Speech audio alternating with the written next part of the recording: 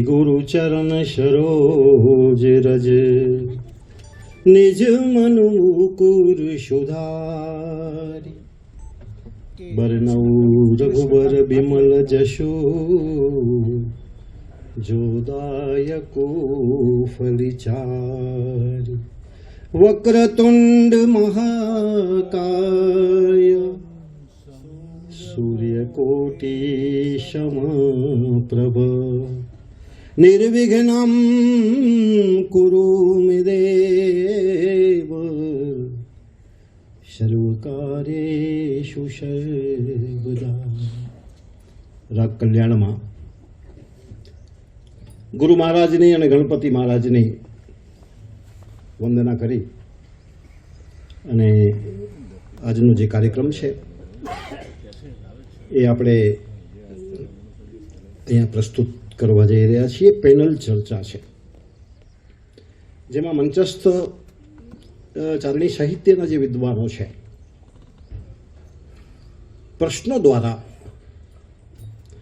આપણે એક એવું મંથન કરવાનું છે દધીનું કે એમાંથી માત્ર નવનીત નીકળે, માત્ર નવનીત નીકળે, માત્ર માખણ નીકળે.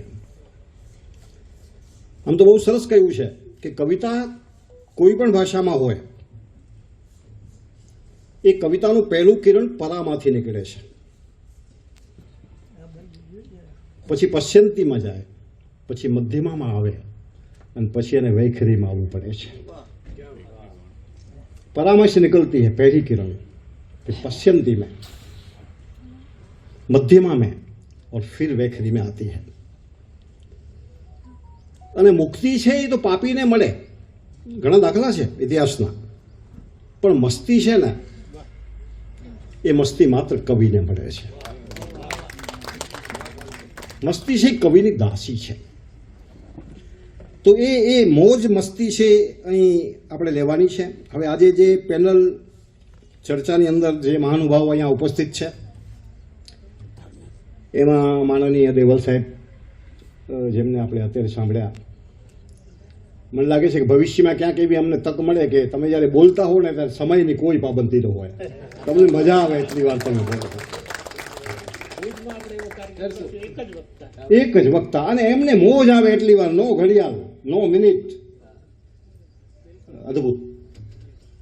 આપનો પરિચય મેં ગોરધનભાઈ પટેલ પાસે લીધો હતો. પુષ્પદાનભાઈ એમની સાથે તો મારા વર્ષોનો નાતો છે.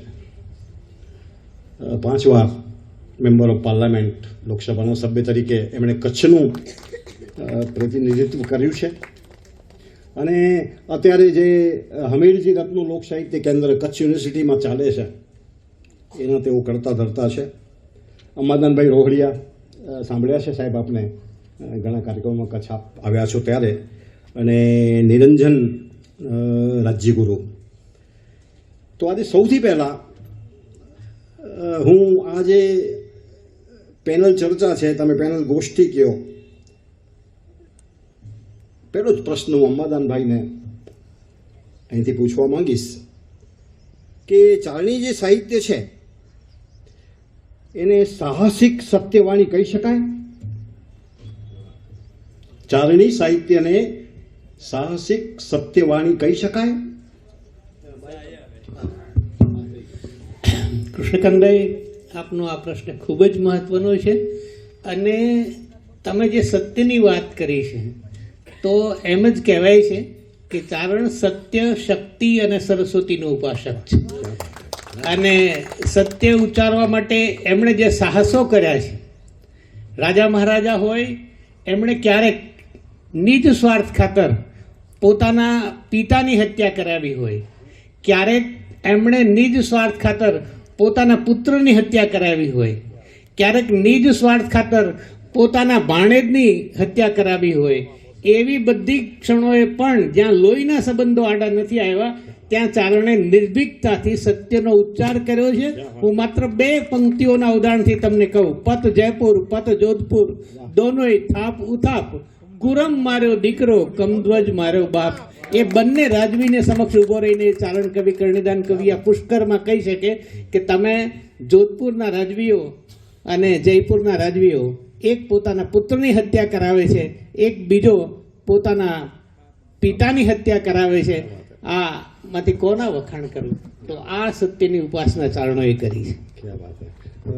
માનનીય નિરંજનભાઈ એ રાજગુરુ કે રાજ્યાશ્રય અને સત્તા એ બે સાથે ચારણોની ભૂમિકા કેવી રહી? સત્ય વક્તા ચારણ, હમણાં જ અંબાદાનભાઈએ વાત કરી કે રાજસત્તા અને ધર્મસત્તા બે સત્તાઓ આપણે ત્યાં પરાપૂર્વથી ચાલી આવે છે અને એમાં બંનેનું કાર્ય એક હતું. રાજસત્તાનું કામ રક્ષણ કરવાનું હતું અને ધર્મસત્તાનું કામ રાજસત્તાનું રક્ષણ કરવાનું હતું, એને માર્ગદર્શન આપવાનું કામ હતું.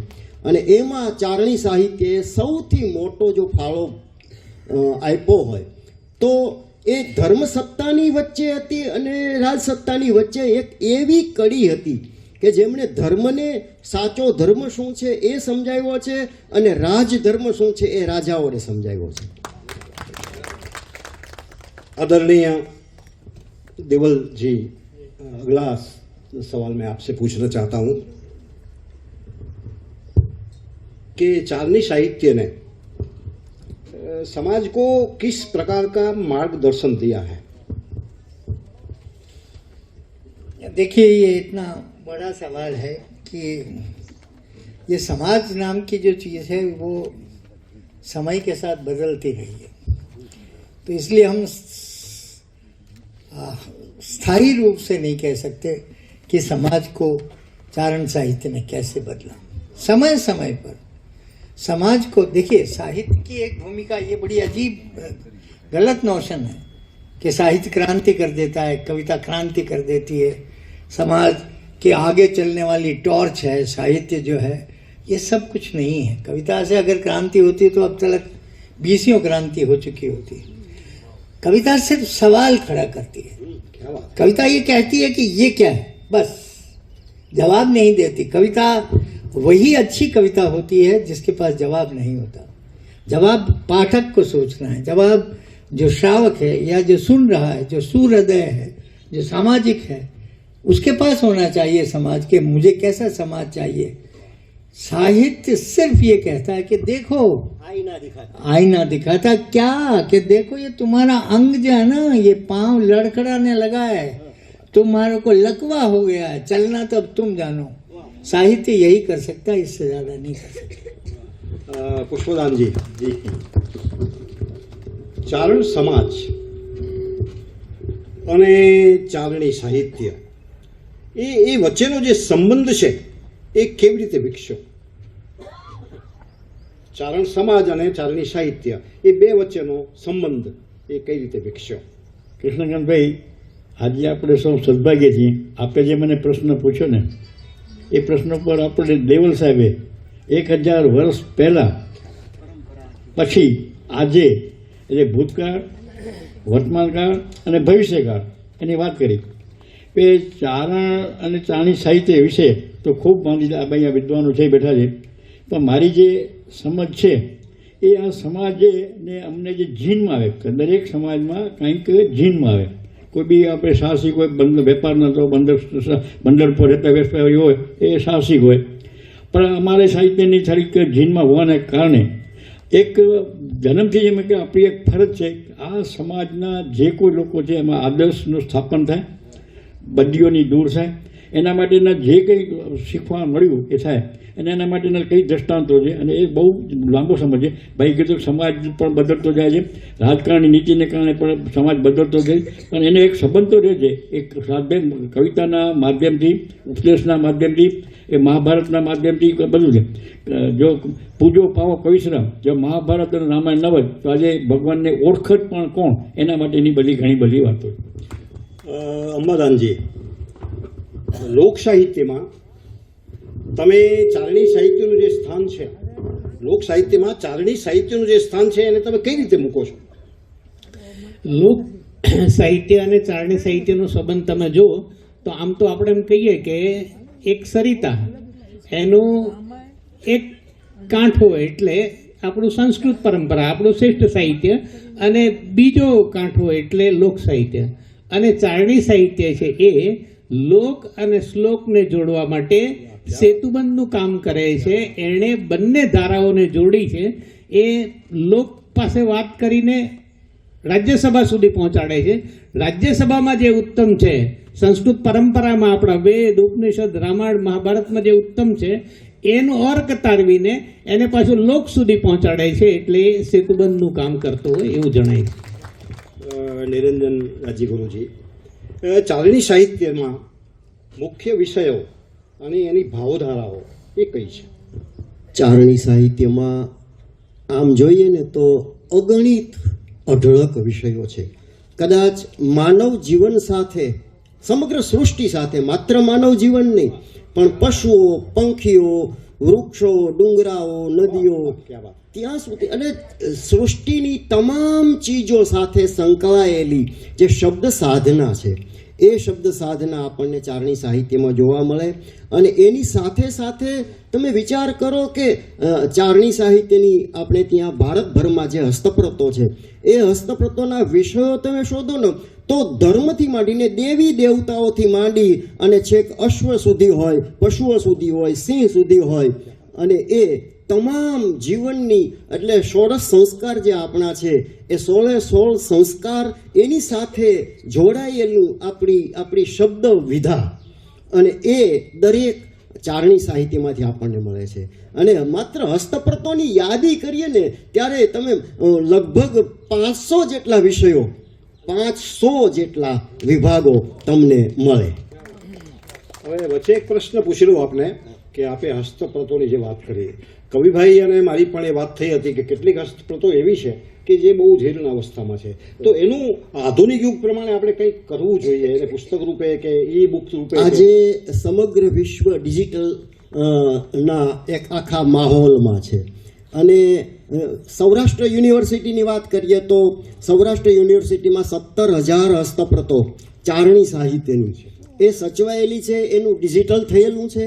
અને એ આજે કોઈ પણ સંશોધક માટે, અને એ રીતે જ જૈન સાહિત્યની હસ્તપ્રતો હોય. આજે તો વિશ્વમાં જૈનિઝમથી શરૂ કરીને તમામ જ્યાં જ્યાં આખો એક મેન્યુસ્ક્રિપ્ટ, આખો ભારત સરકારનો એક વિભાગ પણ ચાલે છે અને એ એનું ડોક્યુમેન્ટેશન કરે છે, ડિજિટલાઇઝેશન કરે છે. તો ગામડે ગામડે જ્યાં હસ્તપ્રતો સચવાયેલી છે, હસ્તપ્રત ભંડારોમાં હસ્તપ્રતો સચવાયેલી છે, એ બધીની એક સૂચિ તૈયાર થઈ રહી છે. અને આજે તો તમે ઘેર બેઠા એક મોબાઈલના એક ક્લિક ઉપર તમે લંડનની બ્રિટિશ લાઇબ્રેરીમાં આપણી જે હસ્તપ્રતો સચવાય, ઈશ્વરદાસજીની રચનાઓ સચવાયેલી હોય.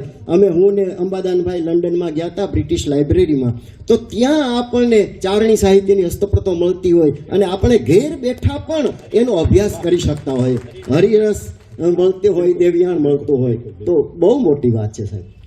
देवल जी, आपसे मैं पूछूंगा कि चारणी साहित्य की भाषा, उसके छंद और उसकी गायकी, उसकी परंपरा क्या है? बहुत ही लंबा सवाल कर दिया है आपने.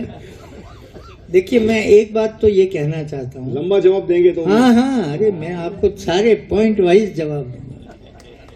देखिए, क्या है कि चारण साहित्य, ये मैं जब अपनी बात कह रहा था, मुझे ध्यान था कि ये बात मुझे कहनी है, लेकिन मैं कहने से रह गया. जब ये बात कही जाती है कि चारण साहित्य गुजरात का, ये चारण साहित्य राजस्थान का, ये चारण साहित्य मध्य प्रदेश का, ये चारण साहित्य हिमाचल प्रदेश का, ये कश्मीर का, ऐसा नहीं हो सकता. चारण साहित्य ही है. वो चाहे किसी भी भाषा में, किसी भी लोक भाषा में या शास्त्रीय भाषा में लिखा गया हो. नंबर 1. नंबर 2, आपने ये कहा, वापस अपना सवाल दोहराइए. हाँ, छंद. छंद के लिए तो मैंने थोड़ी सा संकेत किए थे. और परंपरा? हाँ, परंपरा तो वही तो, परंपरा से ही आएगा. हाँ, बिल्कुल. देखिए, छंद क्या है? छंद के लिए ये छंद की जरूरत क्यों पड़ी? ये साहित्य को छंद में निबद्ध करना क्यों जरूरी हो गया? क्योंकि जो रचना छंद में निबद्ध होती है वो मनुष्य की स्मृति में जा सकती है. वाह, क्या बात. जो छंद की वो जो तुकें मिलती है, जो उसका म्यूजिक होता है, जैसे हमारे CGI के जो हाँ प्रभुदान भाई ने जो 2-3 छंद पढ़े, अब उसमें जो खूबसूरती थी वो क्या थी? वो शब्दों की ऐसी, उसे हम डिंगल का नाद सौंदर्य कहते हैं। क्या बात वो जो नाद सौंदर्य है, वो नाद सौंदर्य हर भाषा में पैदा नहीं किया जा सकता। आप दूसरा एक सवाल आपने इनसे कहा कि लोग में कैसे ये जाते हैं और क्या डरते हैं समाज को कहने से। मैंने इंगित भी किया था, जब ईश्वर को कहने से हम नहीं डरते तो राजा महाराजा, और ये तो बहुत ही सामान्य बात होती है। नंबर 1, मैं फिर एक अपने उसी कवि का, एक लोक का जो कवि है वो डरता नहीं। और लोक और चारण साहित्य की जो जुगलबंदी है वो इसलिए नहीं है कि वो 2 चीजें हम लोगों ने जोड़ ली है या अभी डिपार्टमेंट में, ऐसा नहीं है। उनमें क्या है कि चारण साहित्य, सर्वाधिक चारण साहित्य ओरल ट्रेडिशन में है, मौखिक परंपरा में है, और लोक जो है वो लिखित में है ही नहीं, वो तो है ही कंठ पर बैठा हुआ। इसलिए लोक जो है वो डरता नहीं है किसी बात से। मैं एक कवि ने, अब ये कोई कह सकता है दुनियादार, जो मंगलाचरण में कह रहा है कि देवताओं की स्तुति सुन उठे विष पीवे वृष केतु। हाँ, यहाँ तक तो हर कोई कह दे कि भाई जब समुद्र मंथन हुआ और जो जहर निकला तो वो देवताओं ने कहा इसको रखेंगे तो मर जाएंगे, इन असुरों को दो। असुरों ने कहा हमारी तो बारी ही नहीं है, तुम्हारी बारी है।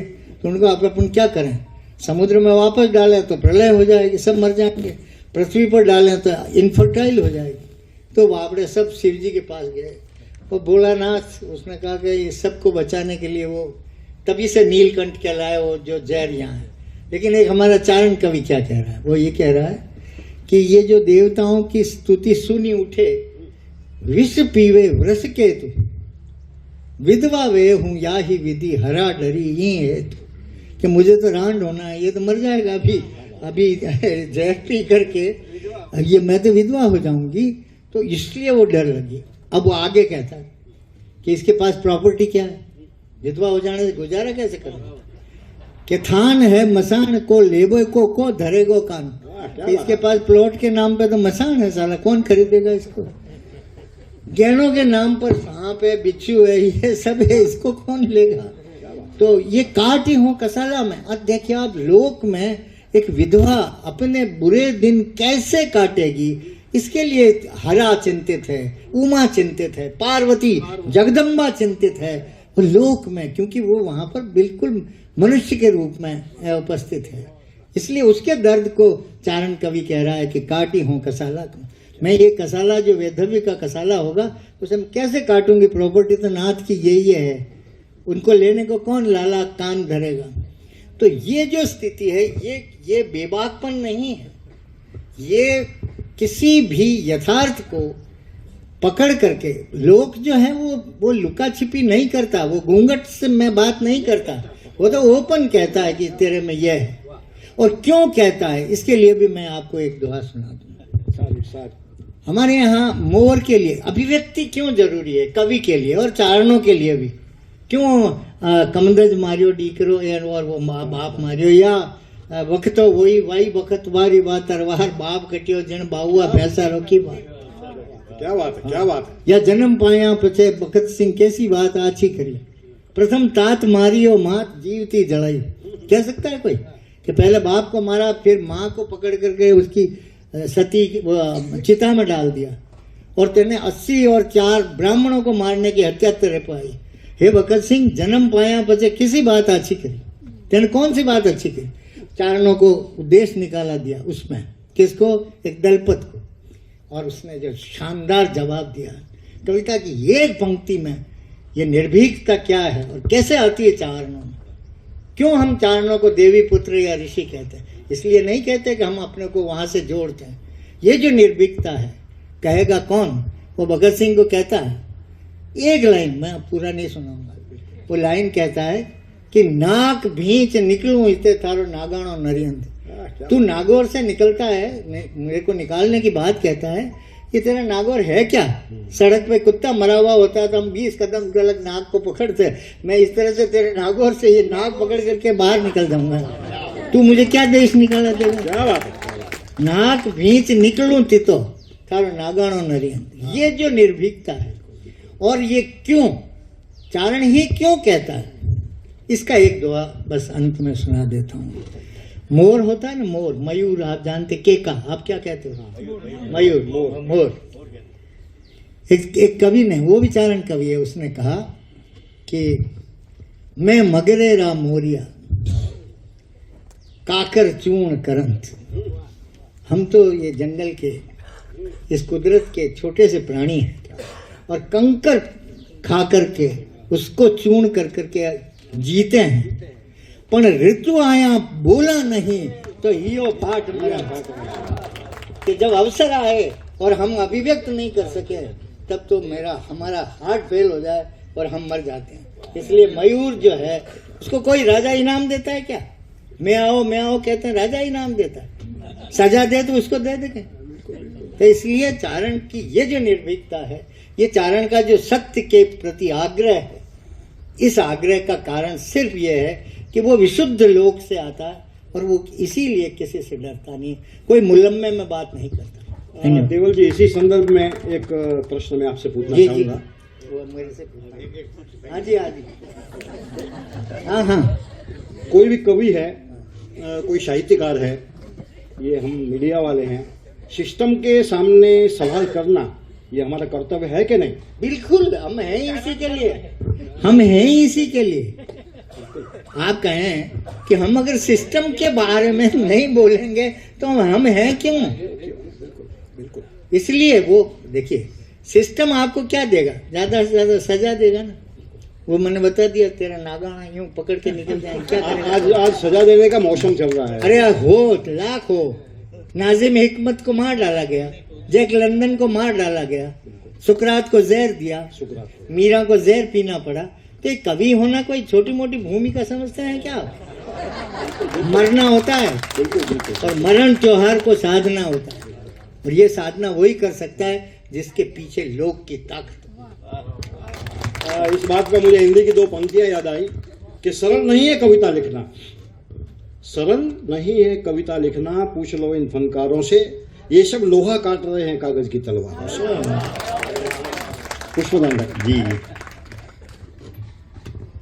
મારે આપને એ પૂછવું છે જી ભાઈ કે વ્રજ ભાષા પાઠશાળા આપણું ભુજનું ગૌરવ, જી તો આપણે આ ચારણી સાહિત્ય માટે કદાચ એના જેવું નહીં, બરાબર, તો એવું થોડું ઘણું કંઈક કરી શકીએ યુનિવર્સિટીના માધ્યમથી કે કોઈ પણ બીજી સંસ્થાના માધ્યમથી, કે આવું કંઈ શરૂ થાય જી, ચારણી સાહિત્યને જી, અનુરૂપ, જી. તો કરી શકીએ કે નહીં, ને કરવું હોય તો કઈ રીતે કરી શકીએ, મને કહેશો? કૃષ્ણભાઈ બહુ સાચી વાત છે.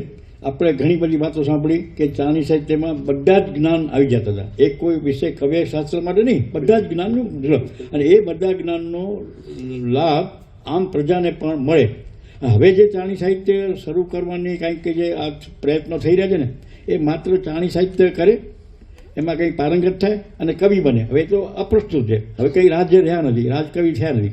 પણ એના કરતાં વિશેષ હવેની જે અત્યારે ગવર્મેન્ટે જે નવી પોલિસી નીમી છે, એમાં ફોર્મલ એજ્યુકેશન કરતાં સ્કિલ ડેવલપમેન્ટ એ બહુ જરૂરી છે. તો આ સ્કિલ ડેવલપમેન્ટનું જે કંઈ સાહિત્ય આપણું હતું પ્રાચીન, અને જે લખપતજી જેવા વિઝનરી શરૂ કર્યું, એમાં ત્યાંના એ લોકોના જે આચાર્ય નિમવાનું ને કૃષ્ણભાઈ, એ રાજસ્થાનથી બોલાવેલા ભટાર કરીને હતા, અને એમની આજીવિકા માટે રોહા ગામ આપેલું, રેહા ગામ, અને એ રેહા ગામ, અને એ રીતે પેઢી દર પેઢી આમ પ્રજાને, સામાન્યમાં સામાન્ય માણસને પણ એના શીખવા મળે. અને જેમ કવિતામાં કહ્યું છે, આપણે ગદ્યમાં યાદ ન રહે, સ્મૃતિમાં, તો પદ્ય હોય, કાવ્ય હોય તો વધારે. અને એ કાવ્ય તમે આજની પેઢી, આવતીકાલની પેઢીને, એના પછીની પેઢીને પણ આગળ વધે, એના બહુ જરૂરી છે. એના માટે પ્રયત્નો થયા છે. જેમ કીધું કે ઘણા બધા પ્રયત્નો થયા, રતુભાઈ અદાણી કર્યા, હમણાં સૌરાષ્ટ્ર યુનિવર્સિટી થયા, કચ્છ યુનિવર્સિટી કરે છે. અને કચ્છ યુનિવર્સિટીની સાથે સાથે હસ્તપ્રતોની આપને એક વાત કરું તો હસ્તપ્રતો માટેનો તો આપણી પાસે એટલો ભંડાર છે સાહેબ કચ્છમાં, હજી એ વણખેડે છે. સૌરાષ્ટ્ર યુનિવર્સિટીમાં ડોડરાભાઈ માકડ એક વિઝનરી હતા. ડોડરાભાઈ માકડને જ્યારે આ વિચાર આવ્યો કે મારે આ કરવું છે, ત્યારે એને નિષ્ણાત કોણ? એના નિષ્ણાત માટે સાહેબ એક ઇન્ડિકેશન કર્યું, રતુભાઈ રોહડિયા પોતે બહેરા હતા અને ગુંગા હતા, સાંભળી ન શકે અને સામે અનપઢ હતા. હવે કોકે કીધું કે આને ડેવલપ બાય કે આ માણસ ફિટ છે, તો ફિટ હોય તો રાખો કેમ? He was not having any qualified certificate બીજી ગરજી હતો. તો એમને OSDનો અમને હોદ્દો આપે, ઓફિસરનો સ્પેશિયલ. સાહેબ એક માણસે રતુભાઈ રોડિયા કામ કર્યું, કચ્છમાં પોતે આવ્યા, અઠવાડિયે પોતે રોકાયા. આજના મેલની અંદર હસ્પતાલનો ભંડાર છે, લખપતજીનો પોતાનો લખેલો, હમીદજીનો એના કવિઓનો, અને બાળા પિતાશ્રી પાસે જે થોડો ભંડાર હતો એનું આખું ડિજિટાઇઝેશન કર્યું. અને એ ડિજિટાઇઝેશન કરી અને 2024માં કચ્છ યુનિવર્સિટીએ હમીદજી રત્ન સેમિનાર કર્યું. અને એ સેમિનારનું આયોજન થયું હતું કચ્છ સ્ટેટ આર્કાઇવ્સમાં, પ્લાગબેલ પેલેસમાં.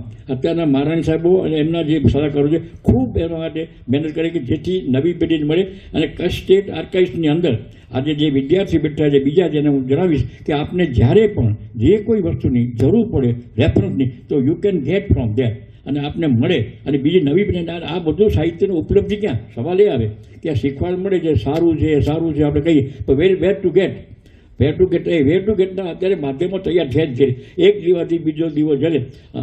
ઝવેરચંદ મેઘાણી લોક સાહિત્ય કેન્દ્ર થયું, પછી એમાં હમીરજી રત્નનું લોક સાહિત્ય કેન્દ્ર થયું, પછી આપણા કચ્છી હમણાં જે આપણે કચ્છી ઉત્સવ કર્યો એમાં એકેડેમી પણ કારું સારી ગઈ, કચ્છીઓનું આપણું મન છે.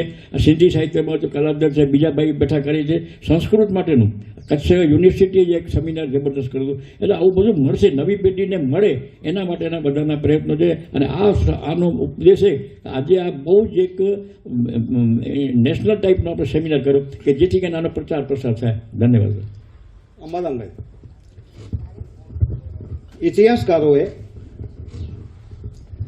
ઇતિહાસકારોએ ચારણી સાહિત્યને કઈ રીતે જોયું છે? ઇતિહાસકારોએ ભારતીય જ્ઞાનની પરંપરામાં જ્યારે ઇતિહાસકારોએ ઇતિહાસની વિગતો મેળવી ત્યારે એણે ચારણી સાહિત્યમાંથી ખૂબ જ એ વિગતો પ્રમાણભૂત આધારભૂત વિગતો છે. કારણ કે ચારણોએ ઘરે બેસીને ઇતિહાસ નથી લખ્યો સાહેબ. એ લોકોએ સમરાંગણમાં ખભે ખભો મિલાવીને યુદ્ધ ભૂમિમાં લડ્યા છે અને ત્યાં પ્રત્યક્ષ નજરે જોયેલો ઇતિહાસ લખ્યો છે. અને એ ઇતિહાસ એવો છે કે જ્યારે મેં કહ્યું કે સત્યની ઉપાસના, કારણ કે કાકબાપુએ એક જગ્યાએ સરસ લખ્યું છે કે ચારણ સહુ સરસ્વતીને સેવે, ગુણ રામાયણ ગાય, સવળી જીભે બેસજે અંબા, અમારી વેખરી વાણી જાય. જે વાણીના 4 પ્રકાર છે ને એમાં એ સરસ્વતીની ઉપાસનાની આખી વાત છે. અને એ લોકોએ ઇતિહાસમાં ઢાંક પીછોડો નથી કર્યો. મેં કહ્યું કે ઇતિહાસમાં કહેવા જેવી વિગતો બધી જ કહી છે. અને ચારણોએ સંસ્કૃતિમૂલક ઇતિહાસ લખ્યો છે. ઇતિહાસમાં માત્ર એક રાજા અને એની પેઢીને એના સંતાનોને રાણીને એનો માત્ર નામોલ્લેખ કે નથી સાહેબ. તમે ચારણી સાહિત્યના ઇતિહાસમાંથી પસાર થાઓ ત્યારે તમને ખબર પડે કે રાજા મહારાજાઓના ઇતિહાસની વિગત તો હોય, પણ યુદ્ધ ભૂમિમાં લડેલો એક સૈનિક હોય, એ સૈનિક જો સાચી રીતે લડ્યો હોય તો એને અમર કરી દીધો. સાહેબે જે જગા ખડિયાની વાત કરી હતી ને, રાવ વતનિકા, તો જોધપુર મહારાજા યુદ્ધ છોડીને આવ્યા તો જોધપુર મહારાજાના ગીત ન લખ્યા, એના તો ઉપાલંબ ગીતો લખાયા. પણ રાવ રતનસિંહ માટે એક આખો ગ્રંથ લખાયો, રાવ રતનસિંહની વતનિકા. અને આ દુર્ભાગ્યે આપણે ત્યાં પરિસ્થિતિ એ થઈ કે કેટલાક લોકોએ આઝાદી પછી ચારણોને રાજ્યથી દૂર કરી દીધા અને એમ માન્યું કે આપણે ઇતિહાસને, કારણ કે ઇતિહાસનું હું તો એમ કહું છું કે આ વિકૃતિકરણ છે. આજે આપણે જે સિલેબસમાં ઇતિહાસ ભણાવે છે ને એ તો સાહેબ ઇતિહાસનું વિકૃતિકરણ છે. હમણાં જ દેવલ સાહેબે કહ્યું કે 1857 તો 1857 પહેલા 52 વર્ષે જે બાંકીદાસ એમ લખતો હોય કે આયો મુલક પર અંગ્રેજ, એનો કોઈ ઉલ્લેખ જ નથી કરતો. અને બીજી તરફથી આપણે આ વાત કરીએ છીએ કે ચારણોએ સામંતોનું સાહિત્ય લખ્યું છે. ભાઈ, અમે સામંતોનું સાહિત્ય લખ્યું છે, પણ એની સાચી વાત કહી છે અને સાથે એણે ભૂલ કરી એ કહ્યું છે. એટલે દેવલ સાહેબનો જ એક શબ્દ પકડીને ફરી વખત કહું કે લોકોનું એક આમ માન્યતા છે કે ચારણ છે એ નરાશંસી છે. તો સાહેબે કહ્યું કે ચારણ માત્ર નરાશંસી નથી, ચારણ તો ભાગવત સંશીય છે. 50% સાહિત્ય છે ને એ પુરાણોનું છે, ભક્તિનું સાહિત્ય છે. અને એ ભક્તિમૂલક સાહિત્ય પણ તમને મળશે. અને એથી આગળ અમે તો હિરણના કાવ્યો જ લખ્યા સાહેબ. હિરણ હલકાળી નદી રૂપાળી ને તમે કવિદાદ ને સાંભળો, તમને આમ એમ થાય કે આ માણસ એ હિરણનું પ્રત્યક્ષ દર્શન કરાવે. અને એમણે ગરવા ગિરનાર નહીં, કોઈક જોગંદર ઊભો છે એમ કહીને ગરવા ગિરનારના ગીતો ગાયા છે. એટલે ભારતીય પરંપરાથી જો તમારે ઇતિહાસ લખવો હોય તો ચારણોને યાદ કરવા જ પડે. એટલે ડોલરાય માકડે સૌરાષ્ટ્ર યુનિયનની સ્થાપના વખતે ચારણી સાહિત્યની હસ્તપ્રતો એકત્ર કરાવી, એ હસ્તપ્રતોનો અભ્યાસ કરાવ્યો. એ હસ્તપ્રતોનું સાહેબ 12,000 હસ્તપ્રતો છે ને, એનું સૂચિપત્ર થયું છે, એના 2 વોલ્યુમ પ્રકાશિત થયા છે અને હવે એ 2.25 લાખ પેજ ડિજિટલાઇઝ થઈ ગયા છે. અને એ કરીએ તો શું થાય? હમણાં જ આકાશ 5 મિનિટ પહેલા મને મળીને ગયો, આપણા જરપરાનો વિદ્યાર્થી સાહેબ, MS યુનિવર્સિટીમાં છોકરો ભણે, ક્યાંક 2-4 વખત મને સાંભળ્યો છે, મને કે ભાઈ મારે તો ચારણી સાહિત્યમાં જ PhD કરવું છે, પણ આ અંગ્રેજી વિષયમાં એ લોકો મને નોંધશે. મેં કીધું હા નોંધશે, તો એક વખત તારા માર્ગદર્શક સાથે મને વાત કરાવે.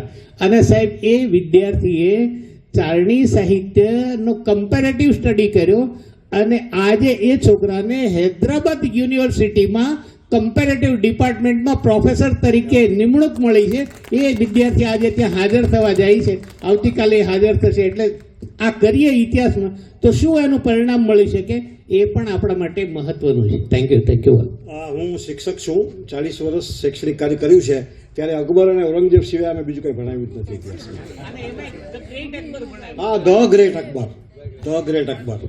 એને ગ્રેટ અકબર ભણાવ્યું. એની સામે સાહેબે કહ્યું હતું ને, દુરશાજી આડા ત્યાં અકબરના દરબારમાં ઉભો રહીને બિરુદ ચૌધરી લખે અને એમ કે અકબર ગોર અંધાર ઊંઘાણા હિન્દુ અવર જાગે જગતા દાર પહોર આઠઈ પ્રતાપસિંહ.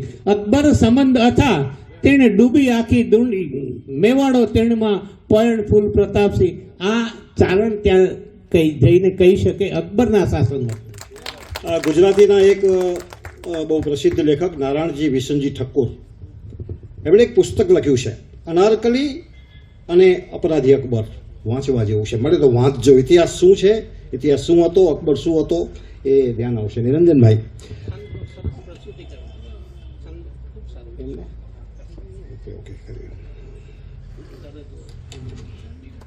નિરંજનભાઈ, ચારણી સાહિત્યમાં જે છંદ છે એનું એક આગવું ગૌરવ છે, એની આગવી છટા છે. અને મને લાગે છે જ્યારે છંદો સાંભળતા હોઈએ ને તો આપણા રૂવાણા ઊભા થઈ જાય.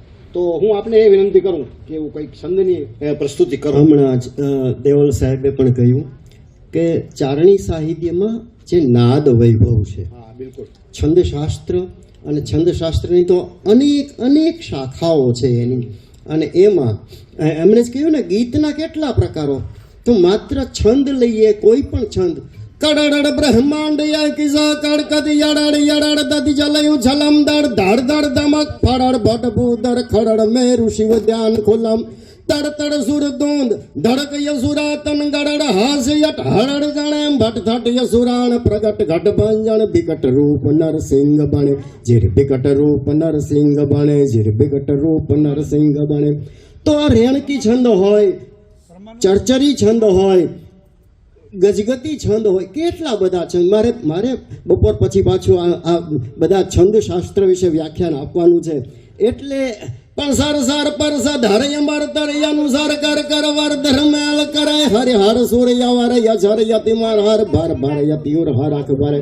દરેક વિષય ચારણી છંદોમાં પણ આપણને ભક્તિ મળે, એમાં સંસ્કૃતિ મળે, એમાં ઇતિહાસ મળે, એમાં વંશાનું ચરિત્ર પણ મળે, વંશાવળીઓ પણ મળે. અને દરેક વિષયના આપણને વિવિધ અને વૈરાગ્ય ભક્તિનો ઉપદેશ તો હોય જ. તમે વિચાર કરો, ગંગ તરંગ પ્રવાહ ચલયો કૂપ કો નીર પિયો ન પિયો, જાકે હૃદય રઘુનાથ બસે તવ ઓર કો નામ લિયો ન લિયો. કર્મ સંજોગે સુપાત્ર મિલે તો કુપાત્ર કો દાન દિયો ન દિયો. કવિ ગંગ કહે સુન શાયક બર એક મૂર્ખ મિત્ર કિયો ન કિયો, એક મૂર્ખ મિત્ર કિયો ન કિયો. આગળનો દોર ચલાવવા માટે હું મા ન્યૂઝના ઓનર અમારા જેમલસિંહજી જાડેજા છે, અમને વિનંતી કરીશ કે આપ થોડો આગળ દોર ચલાવો. સૌને જય માતાજી. ધડ ધીંગાણે જેના માથા મસાણે એના પાડિયા થઈને પૂજાવું, ઘડવૈયા મારે ઠાકોરજી નથી થવું.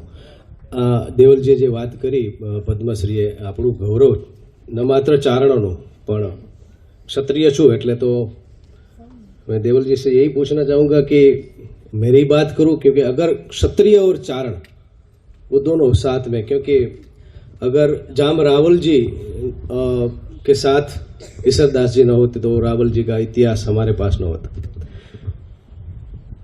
लखपत जी के साथ अगर ये पुष्पदान जी के वडील जो न होते तो आज वो इतिहास हमारे से छूट गया होता। तो मेरे को ये देवल जी जानना है कि क्षत्रिय और चारण का इतिहास कितने सालों का पुराना है और वो दोनों कितने एक दूसरे के पूरक हैं। देखिए, जब हम पूरी रवायत को देखते हैं, पूरी परंपरा को देखते हैं, तो हमें ये लगता है कि लगभग 13वीं सदी के आसपास, 12वीं और 13वीं के जंक्शन पर सारे कोर्ट में संस्कृत का राज है। ये समय वो है जब ये जो चारण पोइट हैं, ये अपनी खुरदरी और अनगढ़ भाषा, जब मैं ये खास शब्द इस्तेमाल करता हूँ उसका कारण है, और वो सब राजपूत कोर्ट के अंदर जाकर के अपना स्थान बना लेते हैं। कैसे बना लेते हैं कि वो जो शास्त्रीय परंपरा है, जिसका प्रतीक ब्राह्मण है, मेरे पड़ोस में बैठे हैं, लेकिन वो उसको रिप्लेस कर देता है। किससे? क्योंकि ब्राह्मण युद्ध क्षेत्र में जाकर करके रचना नहीं कर सकता, वैसी रचना नहीं कर सकता जी। मैं तो उदाहरण से बता सकता हूँ। आप तुलसीदास का लंका कांड पढ़ लीजिए, और एक मेरे माधवदास दत्तवाड़िया का राम रासो है, उसका लंका कांड पढ़ लीजिए, आपको पता पड़ जाएगा कि यार ये कौन पोइट है, ये कौन सा पोइट है। क्या बात है। तो इसलिए जो राजपूत में देखिए, जो राजा है उसमें एक वेलर की जरूरत होती है। वीरता यदि नहीं होगी, एक झाला यहाँ से गुजरात से जाकर के मेरे यहाँ झालावाड़ का राजा बन जाता है। कैसे बन जाता है? झालावाड़ तो पार्ट है कोटा का, लेकिन और उसको अंग्रेज अरेस्ट करते हैं।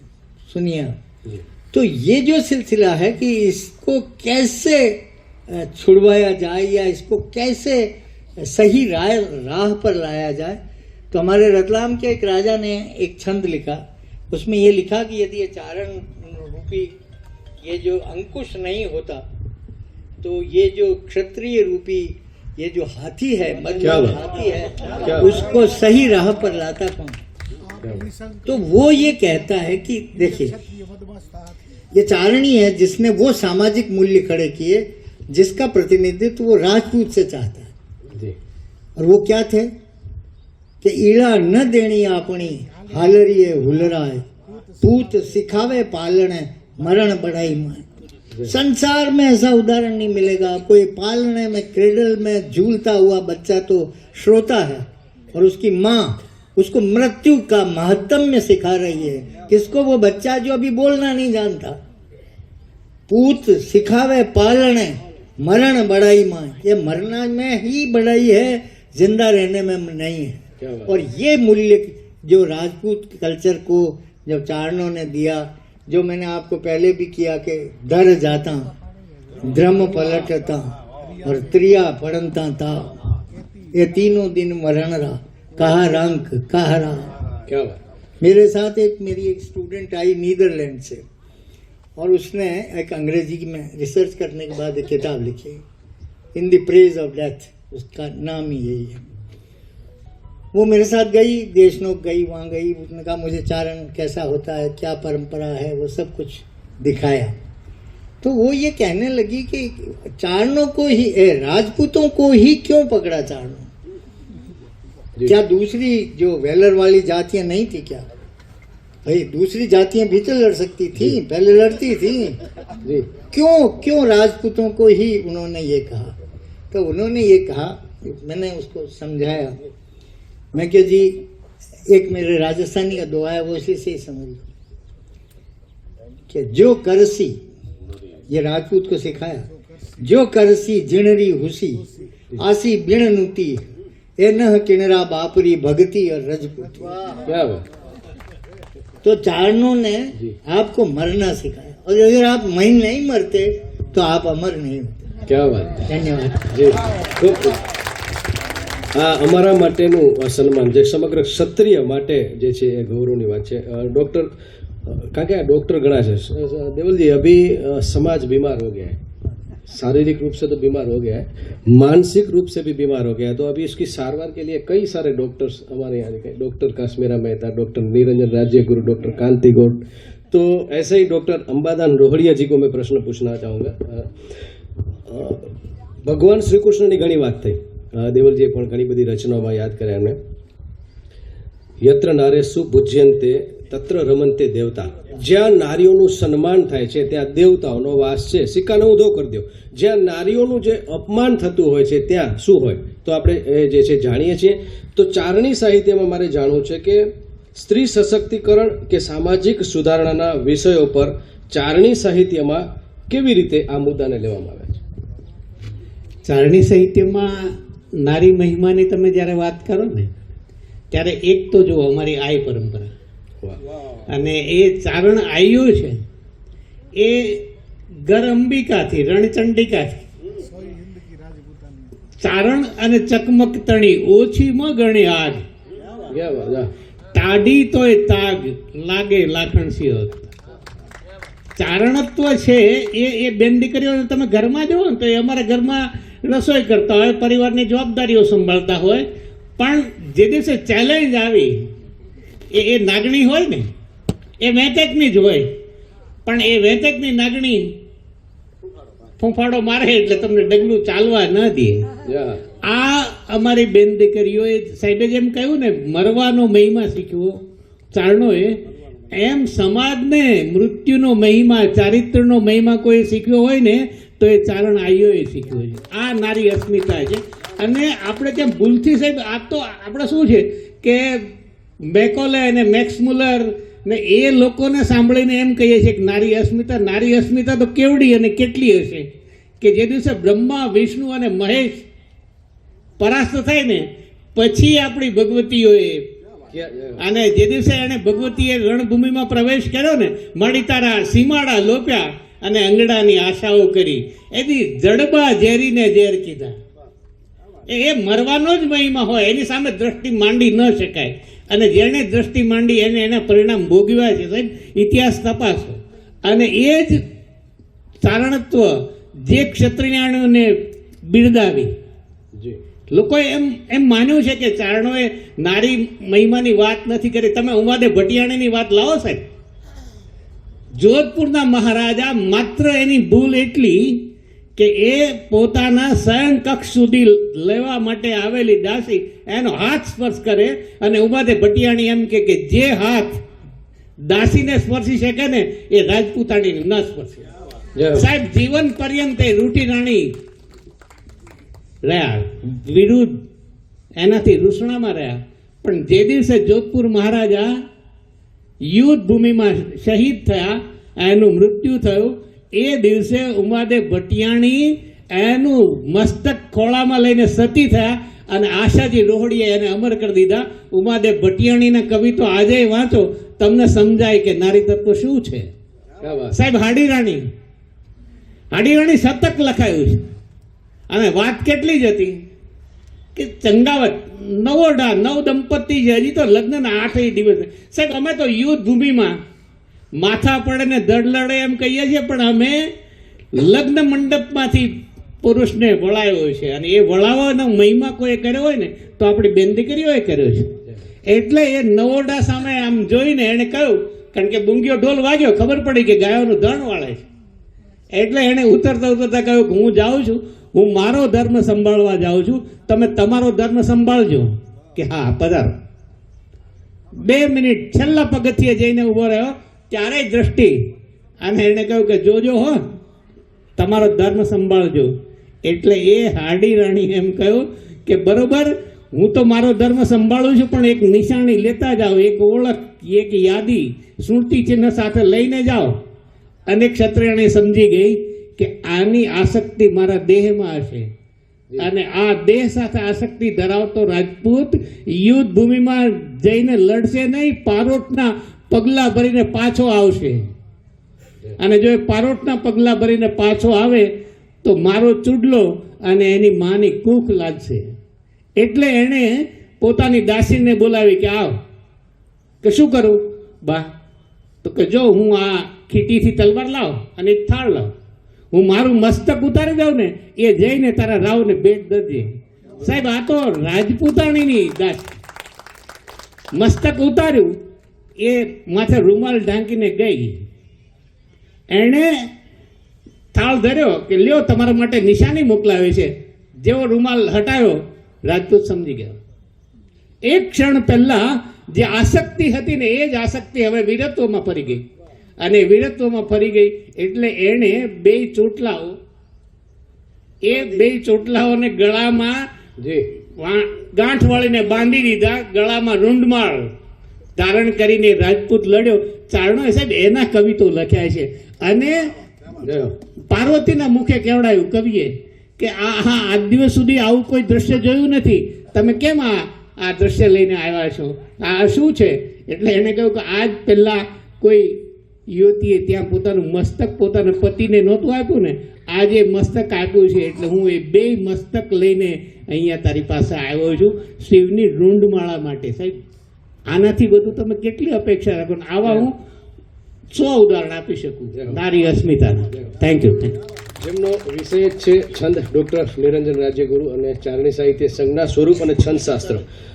ચારણી સાહિત્ય અને સાયકોલોજી, મનોવિજ્ઞાન. હવે આપણે એમ થાય છે કે એ ખરેખર શક્ય છે, પણ એવો જ એક પ્રશ્ન મને છે જે જવાબ હું એમની પાસેથી જાણીશ કે ચારણી છંદો જેમ કે સવૈયા, દુહા અને રેણકીની લયબદ્ધતા વાચક કે શ્રોતા ઉપર, તમારા અને મારા ઉપર મનોવૈજ્ઞાનિક રીતે કઈ રીતે અસર કરે છે, સાયકોલોજીકલ. કારણ કે બધું જ જે છે ને એ લોચો અહીંયા છે.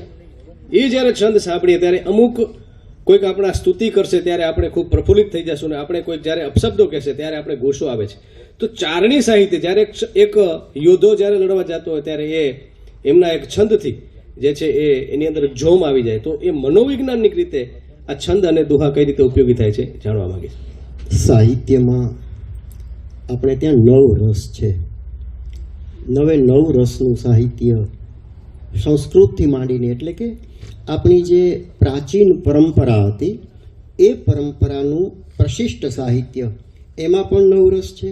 એની સાથે ચારણી સાહિત્ય, ડિંગળી સાહિત્ય, એની અંદર પણ 9 રસનું સાહિત્ય મળે છે.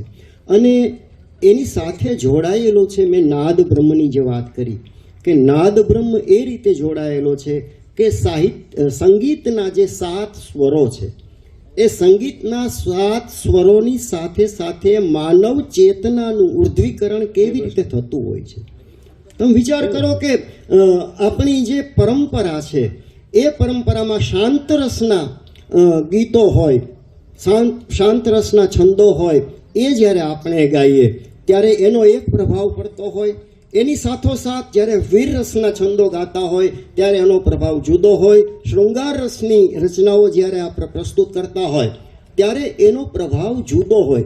માનો કે હમણાં જ નારીની વાત કરી, હું 2 વસ્તુ લઈશ. તો આપણે ત્યાં ભણતી સા કાનજી કાળા રે, માવા મીઠી મોરલી વાળા રે, ભણતી સા એક ચારણ સંત કવયિત્રી શું માગે છે પરમાત્માની પાસે? 5 તો મોહે પુત્ર દેજે, 5 છોગારા, અને 1 તો મોહે ધીડી દેજે, જેના આણત ઘોડાળા. ભણતી સા કાનજી કાળા રે, માવા મીઠી મોરલી વાળા રે. હવે આ જ્યારે પ્રભાતીના સ્વરમાં ગવાતું હોય, સવારનો પોર હોય, સૂર્ય ઉદય થતો હોય, અને આપણા ચિત્તમાં એક ભક્તિનો ભાવ જાગે. અને એ જ વસ્તુ જ્યારે નવરાતે રમવા ગુણીજન ગમવા દો ખીદમવા દા ઢાળી આવી જગયંબા યાદે અચંબા કર કર લંબા માં કાળી મય પતમદ માતો પાવે પાતો જોર જણાતો જોરાળી પાવે પરચાળી પાતળ રાણી કર ત્રિશુરાળી માં કાળી જીર કર ત્રિશુરાળી માં કાળી ખોડલી આવે ઘલતા ને સંગે બેની હાથ એ તો પરગટ પરચા પૂરતા એ જો ને રાસ રમે નવરાત. તો આપણને એક આખો નવરાત્રિનો ભાવ, દેવી ઉપાસનાનો ભાવ, શક્તિ ઉપાસનાનો ભાવ જાગતો હોય. અને એ જ વસ્તુ જ્યારે कहूँ मासम काती तियमद माती दीप लगाती रंग राती मंदिर महलाती सबे सुहाती में डर खाती झजकाती बिरहे जल जाती नींदन आती अन लखी न पाती मोरारी कह राधे प्यारी में बलिहारी गोकुल यावो गिरधारी जिर गोकुल यावो गिरधारी एक कृष्ण અને રાધાનો પ્રણય અને એ રાધાનો વિરહ એમ ગવાતો હોય આપણા મિત્ર વિરહની કેટલી બધી બારમાસી હું પછી વાત કરવાનો છું નહીતર આમાં પાછા એમાં ચડી જાય તો पद्मश्री जी हमारे देवल जी को प्रश्न पूछना चाहूँगा कि बेंजामिन फ्रेंकलिने કહ્યું છે કે ટુડે ઇઝ યસ્ટરડેઝ પીપલ આજ એ ગઈકાલનો વિદ્યાર્થી છે જો ચારણી સાહિત્યનો હોત અને આપણે બધાએ જાણ્યું છે કે વિદેશી આક્રાંતાઓએ સૌ પ્રથમ શું કર્યું આપણી લાઇબ્રેરીઓને આગ લગાડી કે આપણો જે વારસો છે એ વારસાને જો તમે નષ્ટ કરશો ને તો આપણે પાછા શૂન્ય થઈ જશું હવે એને સિક્કાને ઊંધો કરી દો જો વારસાને સાચવશું તો આપણે જે खरेखर अपनी धरोहर है ना इन्हें साचवी सकूँ तो सर मेरे को यही प्रश्न आपसे पूछना है देवल जी कि जो अभी पड़कार चारणी साहित्य के ऊपर कौन से है जैसे मौखिक और परंपरा मतलब ये सुनी हुई बात है अभी उसको हम रिटर्न में लिखना है उसको सोशल मीडिया या तो उसको ऑथेंटिक करना है तो कितने पड़कार आएंगे कंठस्थ है उसको लिखने से लय और आरोह अवरोह में कितना फेरफार होगा और भाषा की समझ के जो है डिंगड़ भाषा वो मतलब डिफिकल्ट है सुनने में बहुत मजा आता है एक जोम आ जाता है लेकिन उसको समझने में अगर यूथ को ये जैन जी को हम ये साहित्य पहुंचाना चाहेंगे तो उसके लिए कितना टास्क है सर देखिए ये राजगुरु साहब ने तो अपने उदाहरणों से और इनके गला और इनकी कला से जो जवाब दे दिए और आपका सवाल बहुत टेढ़ा सवाल है पहले तो मैं एक सप्लीमेंट्री आपको जो प्रोफेसर रोडिया जो घटना सुना रहे थे कि उसने हाडी रानी ने सर काट दिया तो ये ऐतिहासिक कथा है इस कथा में चारणों का क्या योगदान है सवाल ये उठता है देखिए वो काटा वो हाडी रानी जानती है जो जिसने गले में पहना वो उसका हस्बैंड है वो जानता है उसके रिपरकशंस युद्ध में भयंकर युद्ध हुआ वहाँ चारण कहाँ से आ गया अब मैं आपको बताऊं चारण कहाँ से आता है एक दो है में वो कहता है कि सतरी सहनाणी चही समर सलुम्बर धीश सलुम्बर उस जगह का नाम है वहाँ के ठाकुर ने युद्ध में जाते हुए अपनी पत्नी से सहनाणी सहनाणी समझते ना सतरी सहनाणी चही समर युद्ध में जाते हुए सलुम्बर धीश चूड़ामण मेली सियायण दण मेल्यो शीश हनुमान जी जब गए तो सीता माँ ने तो ये चूड़ामण दी थी और इसने सर काट के दे दिया ये है चारण जो इस बात के लिए प्रेरित करता है यही वो भूतकाल है जिसकी तरफ हम बेंजामिन ने जो कहा उसके लिए बार बार लौटते हैं ये हम एक ऐसे काल में जी रहे हैं जो निर्व्याज है और उसमें जहाज का पंछी बार बार वहीं लौट करके आता है क्योंकि देखिए जो स्थितियां हैं या सत्य है वो कभी बदलता नहीं है रूप बदल लेता है लेकिन सत्य सत्य रहता है उस सत्य को पाने के लिए आपको वहीं जाना पड़ेगा अपने भूतकाल की तरफ ही जाना पड़ेगा दूसरा सवाल आपने ये कहा आधा पोर्शन तो इन्होंने जवाब दे दिया मैं अपनी बात में भी एक बात कहना चाह रहा था कि जो चारणों के छंद हैं पहली बात तो मैं वो साइकोलॉजी और उस पर नहीं कि भाई सुनने का क्या असर होता है फलाना छोटा सा एक उदाहरण दे दूं ये जो नाग होता है ना सांप क्या कहते हो आप नाग नाग के कान नहीं होते आप ये नहीं पता होगा जी हाँ वो सिर्फ लेकिन वो मुंजी के वो जो इशारे होते हैं ना जी उस पे नाच लेता है ना जी तो सुनने का क्या असर होता है जो फ्रिक्वेंसीज उसके मुंह से निकलती है वो फ्रिक्वेंसीज वो ध्वनि की जो वो आवृत्ति है वो आवृत्ति क्या असर पैदा कर रही है कान नहीं है हमारे चारण ने कहा कि तो अच्छा हुआ संगीत में कि ये इसको शेष नाग को कान नहीं दिए वरना तो ये तानसेन की राग को उनको के तो प्रलय हो जाता तो ये जो बात है ये आवृत्ति अगर इतना असर कर देती है तो जो पठन है वो क्या एक सप्लीमेंट्री अंतिम बात कहता हूँ हमारे यहाँ पर चारणों ने भी गुजरात की बात अलग है जो अभी निरंजन साहब ने बताया गा करके भी बता दिया छंदों के लिए हमारे यहाँ पर ये कहा गया कि ये गाए नहीं जाते ये पढ़े जाते हैं, ठीक है, रेसिटेशन भी नहीं है। मैं बताऊं आपको, हमारी वेद की जो ऋचाएं हैं, उन वेद की ऋचाओं को गाया नहीं जाता, नहीं गा नहीं सकता, वो चैंटिंग होता है, उनको एक विशेष ध्वनि के साथ में पढ़ना होता है। चारण कविता का आधा अर्थ सिर्फ उसके पढ़ने की स्टाइल से निकलता है, वरना नहीं निकलता। या आप जैन जी में ये अभी दाम धड़ाम जैन जय के बाप आ जाए तो नहीं समझ सकता। लेकिन उसके अर्थ को कम्युनिकेट करने के लिए जिस तरह से वेदों की ऋचाओं की चैंटिंग होती है, हमारे छंद पढ़े जाते हैं। तो ये जो पढ़ने की जो स्टाइल है, मैं पांचा दुई अलग है, एक छंद होता है, एक गीत होता है त्रिकूटबंध, उसमें 12 पंक्ति एक सांस में पढ़नी पड़ती है, सांस नहीं ले सकते आप बीच में। और एक विकटबंध एक गीत है, उसमें 18 पंक्ति कोई गा ही नहीं सकता, कोई बोल ही नहीं सकता, एक सांस में 18 पंक्तियां कैसे बोलेंगे? तो ये कोई करिश्मा नहीं है। मैं ये कहना चाहता हूं कि चारण साहित्य इन अर्थों में सीधा बिना किसी बाधा के सिर्फ वेदों से जाकर के रुकता है। ये वो रेल है जो छोटे स्टेशनों पर नहीं रुकती। ये इसलिए भारतीय परंपरा में जो वैदिक रिलेशन है वो सिर्फ दिंगल और चारणों के पास है और दूसरों के पास जी। अंतिम प्रश्न आपके लिए, और मेरा भी प्रश्न खत्म होंगे, फिर मैं कांत जी को दूंगा। सर, मेरे को ये जानना है, स्वामी विवेकानंद जी ने कहा था कि मेरे को 100 युवा चाहिए, मैं देश की जो परिकल्पना है बदल दूंगा। तो जी सर, आपने एक पंक्ति में औष्ठ्य प फ ब वो नहीं आए शब्द, तो ये सब निकालना, क्योंकि हमारी तिजोरी में बहुत डायमंड है, लेकिन उसको निकालने के लिए और कितने देवल जी चाहिए और कितने अबादन जी चाहिए, ये बड़ा एक टास्क है।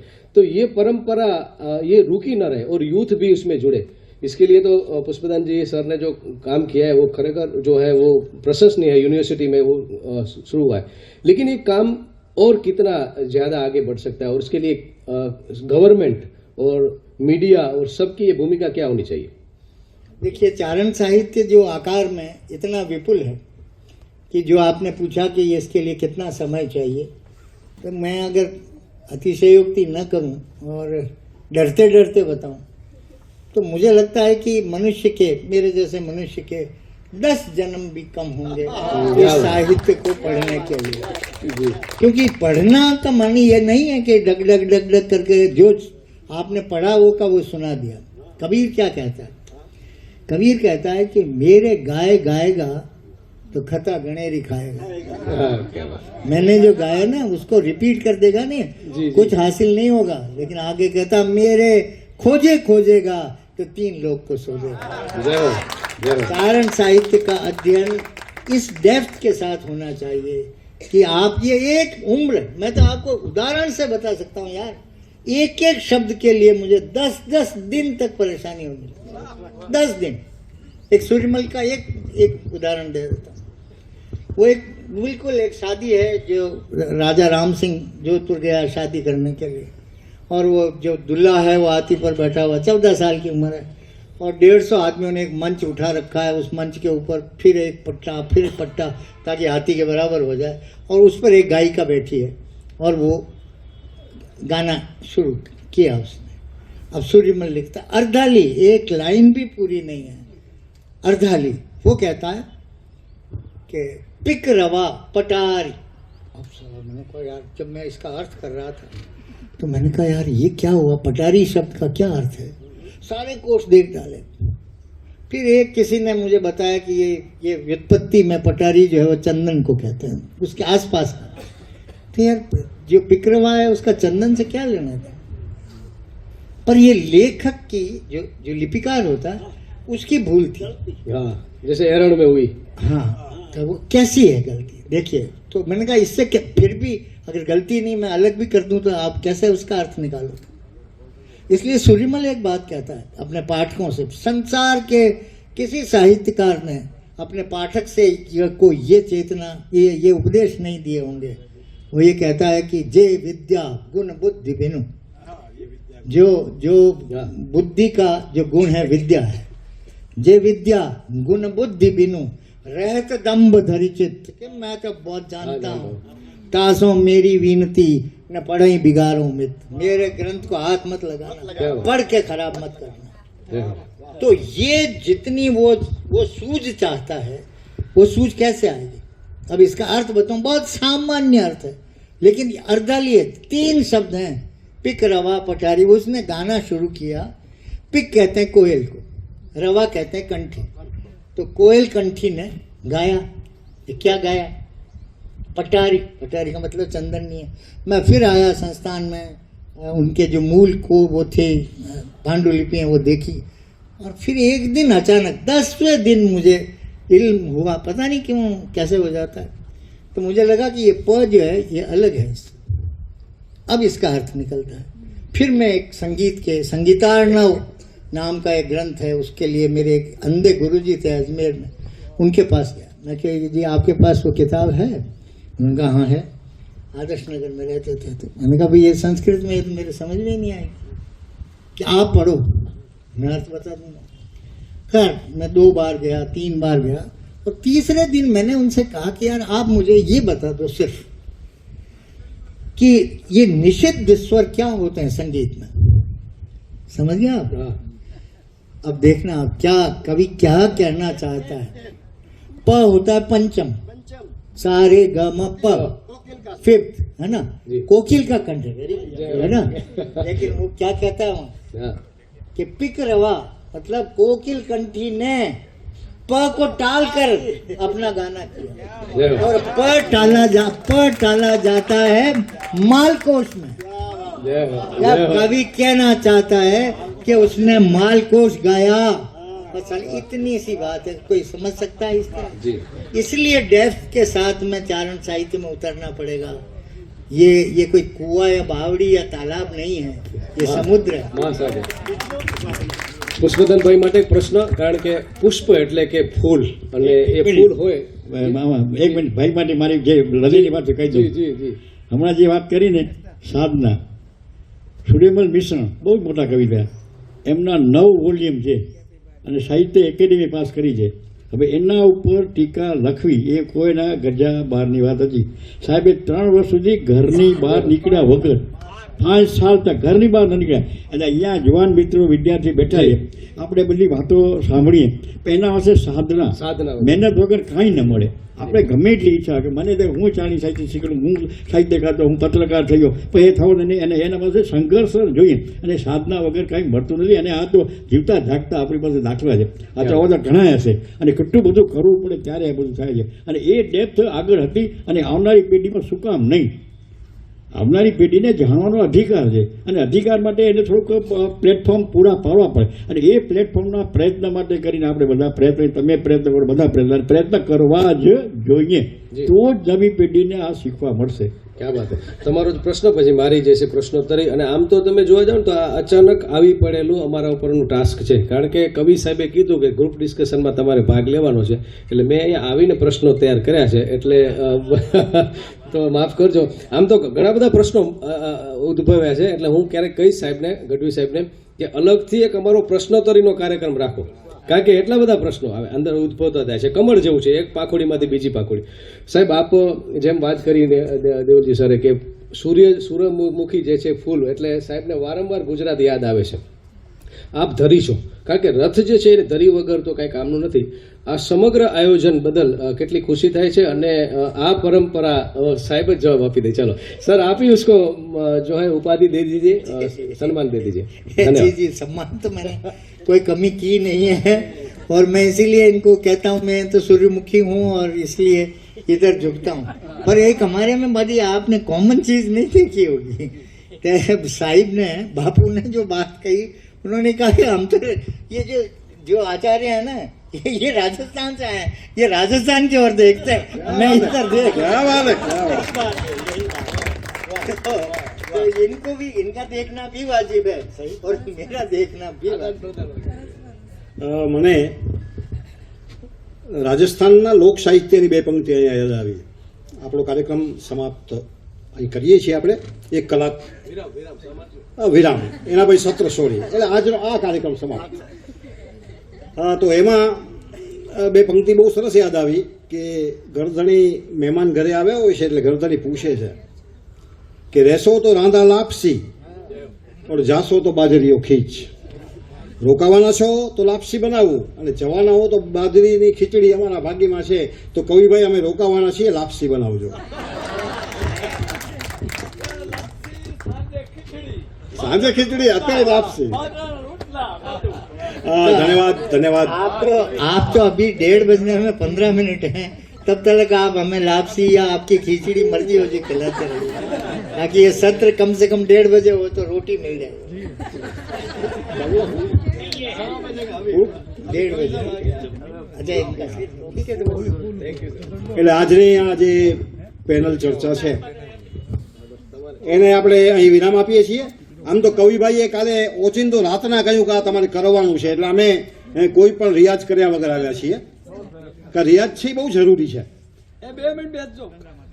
એટલે ખૂબ ખૂબ ધન્યવાદ કવિભાઈનો.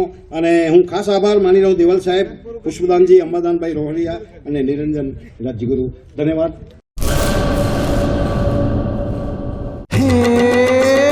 સોનાનો સૂરજ ઉગ્યો રે ખેતરમાં, સાગર લક્ષ્મી બાજરી બિયારણ. લાંબા ડુંડામાં દાણા ભરપૂર, ખેડૂતને આપે ઉપજ ભરપૂર. સાગર લક્ષ્મી બાજરી બિયારણ. સાગર લક્ષ્મી એગ્રીસીડ્સ ઉત્પાદિત હાઇબ્રિડ બાજરી બિયારણ જ વાવો.